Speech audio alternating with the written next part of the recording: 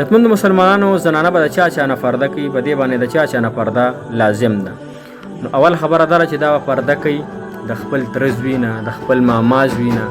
د خپل هغه لرې رشته دار چې دی ځان سره کښېني یا هغوی سره دا ګپې شپې لګوي عزتمندو مسلمانانو. او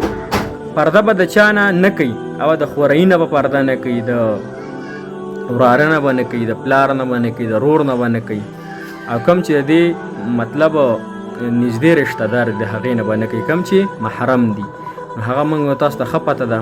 چې موږ سوچ وکړو په خپله معاشره کې نو خپلو زنانو ته درنې برقې په سر کړو، په هغې باندې پرده شروع کړو. او د لیور نه هم پرده جایز دی عزتمندو مسلمانانو، ځکه دا زما د خولې خبر نه جناب محمد رسول وسلم فرمایي چې لیور نه به خپل ورندار دومره پرده کوي، دونه به تېرېږي څونه چې انسان د مرګ نه یېرېږي. نو د لیور نه او چې د چا کور یوي مطلب نو هغه په پرده کې ګرځي، او هغه به په داسې طریقه کې ګرځي چې د لیور په سترګې ونه لګي.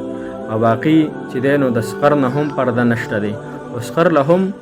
زورونه مورونه دا کول دا جایز نه دي چې ښځه د سړي د سقر بدن له لاس وروړي یا سقر د